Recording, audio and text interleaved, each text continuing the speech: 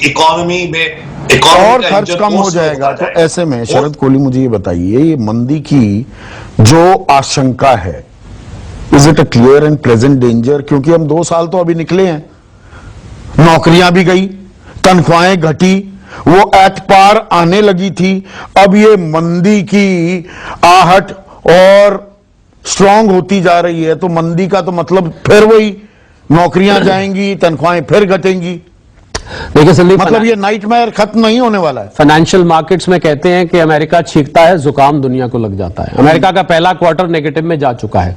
2 successive quarter अगर negative में जाते हैं उसको रिसेशन मान लिया जाता है, पहली बात। दूसरी बात, जो इन्फ्लेशन और ग्रोथ के ये जो बैलेंसिंग एक्ट चल रहा है जिसका आपने जिक्र किया, तो एक कहावत है कि बुरा और बहुत बुरे में जब आप बुरा चूज करते हैं तो वो अच्छा होता है। तो अर्थव्यवस्था के और इकोनॉमिक्स के नियमों के हिसाब से जब इन्फ्लेशन और ग्रोथ दोनों को आपने हैंडल करना है तो पहले आपको इन्फ्लेशन हैंडल करना पड़ेगा। पहले महंगाई रोकने के लिए मंदी सहन करनी पड़ेगी। और जो रविंदर बात कर रहे थे कि अगर घर में 2 सब्जी बनती है तो एक सब्जी से गुजारा करना पड़ेगा। अगर बड़ा टीवी चाहिए तो जो छोटा टीवी पुराना लगा हुआ है बॉक्स वाला, उसको लगा के आप देखते रहिए।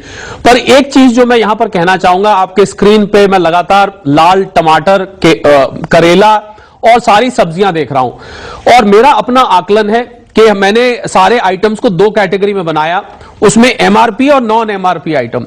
मैंने ये देखा संदीप, और मुझे लगता है इसीलिए आज आप ये टमाटर अभी भी मुझे दिख रहे हैं कि जो नॉन एमआरपी आइटम है वहां पर आपको, आप देख रहे हैं महंगाई 50 और 110 अभी भी लिखा हुआ है स्क्रीन पे। तो ये जो डबल से ज्यादा हो गई है, बाकी जी आपको टूथपेस्ट डबल से ज्यादा होती नहीं दिखी है। तो नॉन एमआरपी आइटम्स में सप्लाई चेन की ज्यादा दिक्कत है।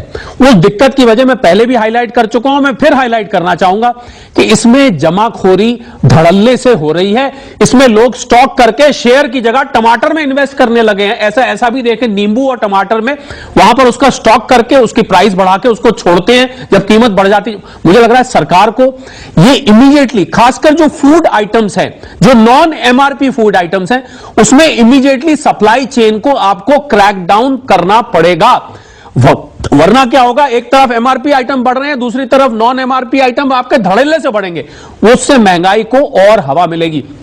कुल मिला के अगर हम देखें, मुझे लग रहा है इन्फ्लेशन को लड़ना, और ये जो इंटरेस्ट रेट बढ़ना है ना संदीप, मैं इस पर जरूर कमेंट करना चाहूंगा कि ये जो सिचुएशन है, स्टैगफ्लेशन के कुछ सिम्टम्स, मैं ये नहीं कहता अभी स्टैगफ्लेशन आ गई है, इसमें जब आप इंटरेस्ट रेट बढ़ाते हैं तो उससे जो इफेक्ट आना चाहिए इकोनॉमिक प्रिंसिपल्स के हिसाब से, वो इफेक्ट नहीं आता है महंगाई को रोकने। मुद्रास्फीति जनित मंदी, स्टैगफ्लेशन का बड़ा संस्कृताइज्ड हिंदी बताया। बिल्कुल, इसका अर्थ है, और सरल, आप तो सरल भाषा बोलने के लिए मशहूर हैं, इसका मतलब आपकी ग्रोथ नहीं हो रही और इन्फ्लेशन बढ़े जा रही है, बेरोजगारी बढ़ रही है, जॉबलेस, ग्रोथ भी नहीं है अब तो। ग्रोथ तो ये स्टैगफ्लेशन के जो सिम्टम्स होते हैं, इसमें जब इंटरेस्ट रेट जब आप बढ़ाते हैं, अगर आप गहराई में जाएंगे इकोनॉमिक्स की, तो उसका उतना असर नहीं होता है। तो इसमें सरकार को, मुझे लग रहा है, जो सरकार ने अभी कदम उठाए हैं, इंपोर्ट टैरिफ्स जो जरूरी आइटम थे उस पर घटाए हैं, एक्सपोर्ट पर टैरिफ लगा दिए हैं, धान पे कैसे बढ़ेगी आम आदमी की? मंदी का मतलब